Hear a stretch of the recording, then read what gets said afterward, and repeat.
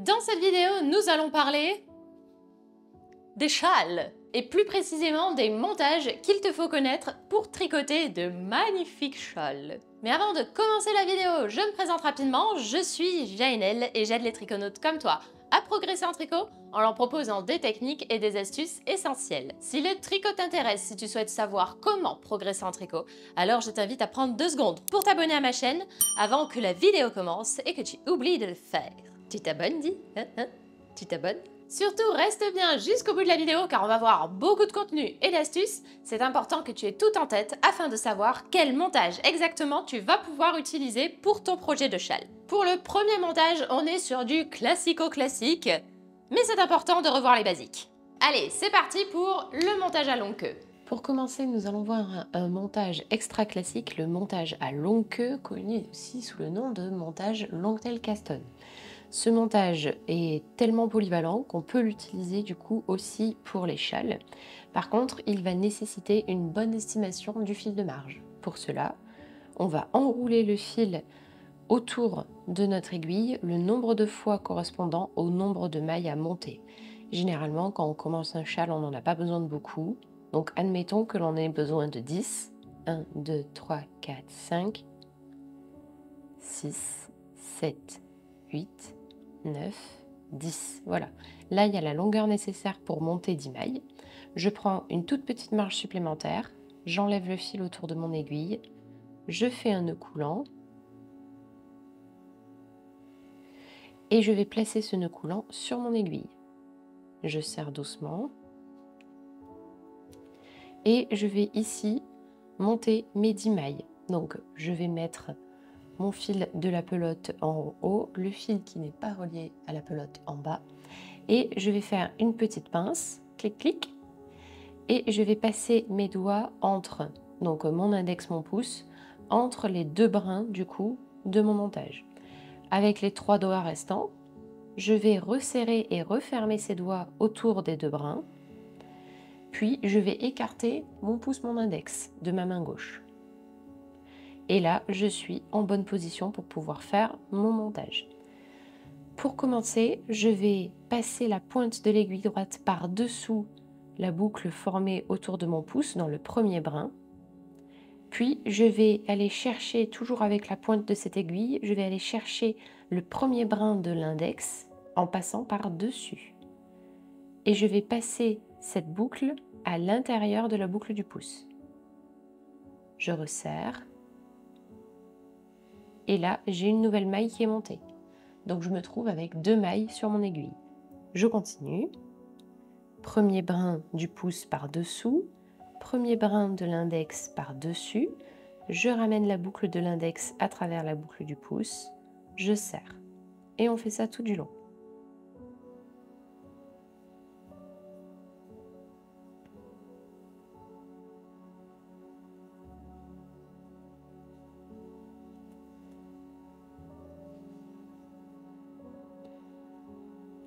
Un, 2, 3, 4, 5, 6, 7, 8.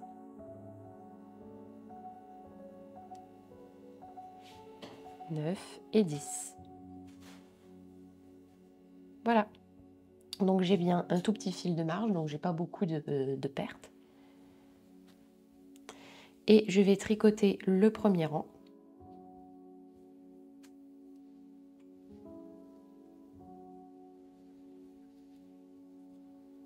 Pour pouvoir te montrer le résultat.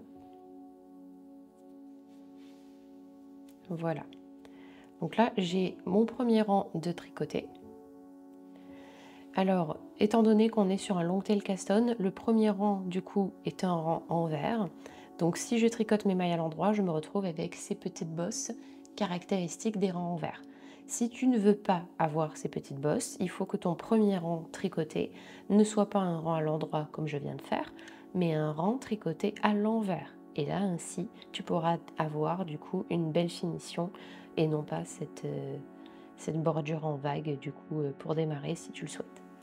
Voilà, c'est tout du coup pour le montage à longue queue. Je vais te parler maintenant d'un montage qui est très caractéristique des châles, et plus précisément des châles triangles. J'ai nommé le garter tab. Le garter tab, c'est ce tout petit onglet-là, ici. Et cet onglet-là permet d'éviter d'avoir un creux dans notre châle qui serait pas très joli. Ça serait dommage, un si beau châle avec un creux là. Allez, c'est parti pour le garter tab.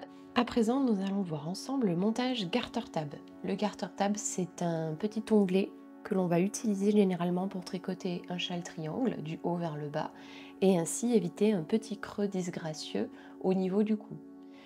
C'est un montage qui est super simple.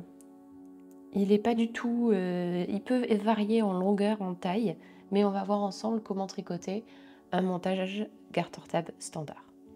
Donc pour un standard, généralement, on peut avoir 3 mailles. Donc tu peux avoir plus ou moins, mais généralement c'est 3 mailles pour démarrer. Donc on monte 3 mailles avec la méthode du long tail Caston et je vais tricoter à l'endroit sur 6 rangs. J'ai bien dit 6 rangs, hein, donc tout en point mousse sur 6 rangs.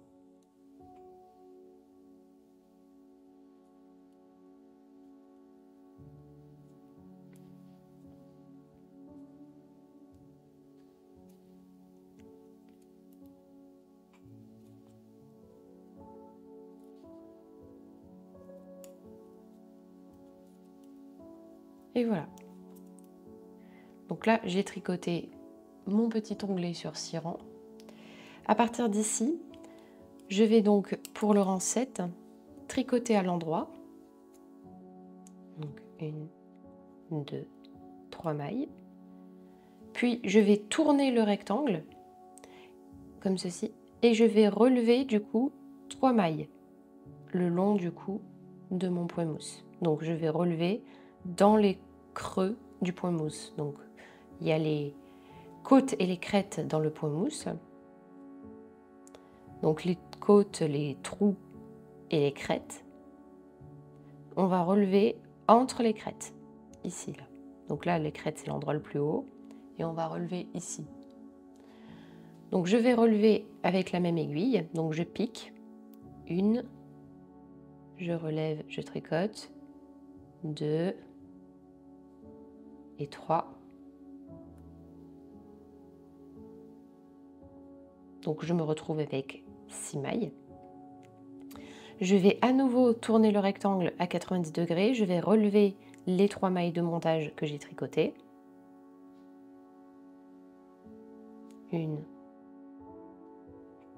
2. N'hésite pas à accompagner la laine. Hein. Et 3. Voilà. Et on se retrouve avec 9 mailles. On se retrouve donc avec nos 9 mailles. À partir de là, généralement, on commencera à tricoter notre châle grâce à ce petit onglet. Voilà, c'est tout du coup pour le montage garter tab. Si tu y es arrivé jusqu'ici dans la vidéo, c'est très bien. Bravo! Douceur, finesse, élégance. Oui, j'adore ce châle. Je te conseille donc de continuer à écouter la vidéo. Comme tu verras, on a encore beaucoup d'astuces à voir ensemble. Donc écoute bien toute la vidéo et n'hésite pas à revenir en arrière s'il y a quelque chose que tu n'as pas compris. Pour le montage suivant, nous allons parler du montage en dentelle. Celui-là, il est super pratique pour les tricots en dentelle, mais pas que. Il est aussi très utile pour relever les mailles, ajouter des franges ou ajouter une bordure plus tard. Et en même temps, il est décoratif, donc que demande le peuple? Allez, c'est parti pour le 3e montage. À présent, nous allons voir ensemble le montage dentelle. C'est un montage qui permet d'avoir une bordure assez élastique, mais c'est surtout une bordure qui est très décorative avec de jolies boucles, ce qui sera parfait pour les projets tricot en dentelle ou pour les bordures où on va ajouter des franges ou les bordures où on devra relever des mailles. Pour cela, je vais faire un nœud coulant au bout de mon fil. J'ai pas besoin de fil de marge pour ce montage.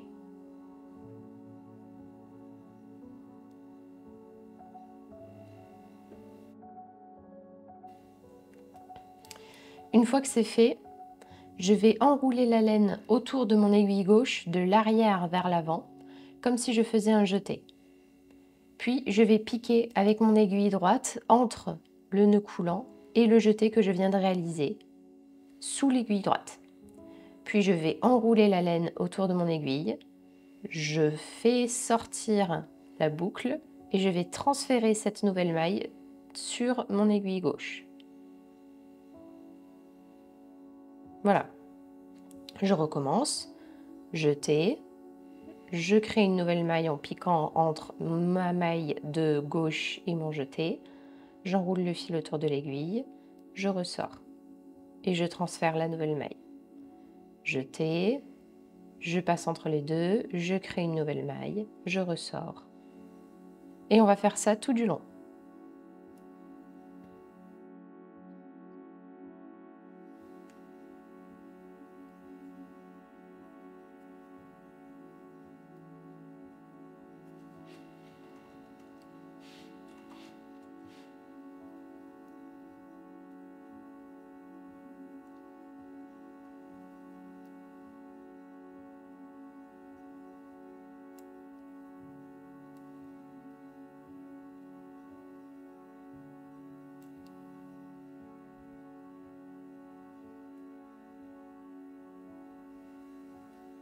Voilà. Donc ça donne ceci. Je vais à présent tricoter mon premier rang pour te montrer le rendu.